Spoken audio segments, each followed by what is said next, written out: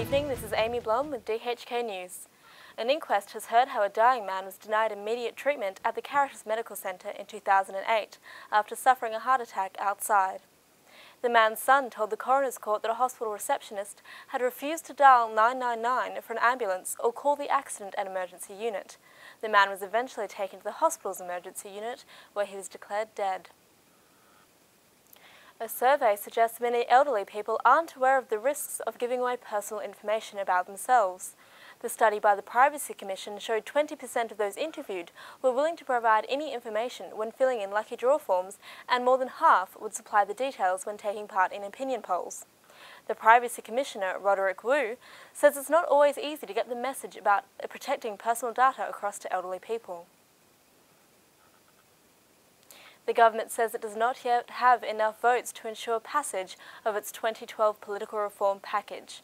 The Secretary for Constitutional and Mainland Affairs, Stephen Lamb, was speaking during a meeting of a LegCo subcommittee examining the proposals.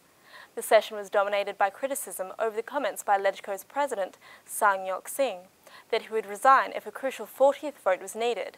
Traditionally, LegCo presidents do not cast a ballot except to settle a tied vote.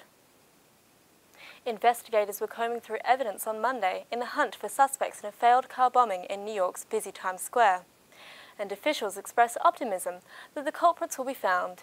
New York Mayor Michael Bloomberg said there was no evidence of a link to Al-Qaeda or any other militant organization in the failed bomb attack on Saturday evening that prompted the evacuation of the teeming entertainment and shopping district.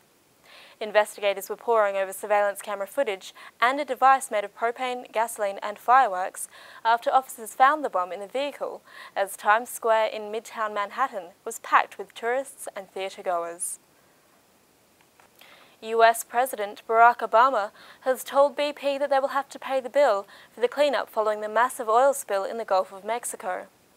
The statement came as Mr. Obama described the sprawling oil slick in the Gulf of Mexico as a potentially unprecedented environmental disaster. The president said the slick was now 9 miles, or 14 kilometers, off the coast of southeastern Louisiana. BP says it will be at least a week before temporary measures to stem the leak are in place, but it could take up to 3 months to drill relief wells that could fully contain the spillage, Interior Secretary Ken Salazar warned on Sunday. Greece has agreed to a €110 billion bailout package with the IMF and its Eurozone partners. Dominique Strauss-Kahn, the head of the IMF, said the fund would contribute €30 billion to the total package, and the rest would come from other members of the European single currency zone. In exchange for the rescue plan, the largest assembled of any country, Athens announced spending cuts and tax increases totaling €30 billion on top of austerity measures already announced. The announcement raised fears of further unrest following a day of violent demonstrations in the Greek capital.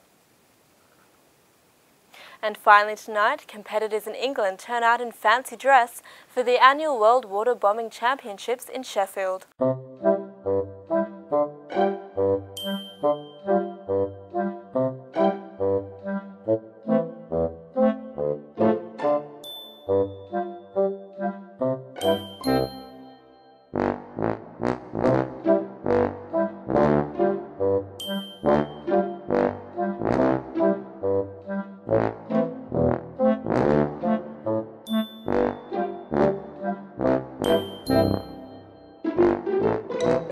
And that's all the news for today. Thank you for watching. Good night and goodbye.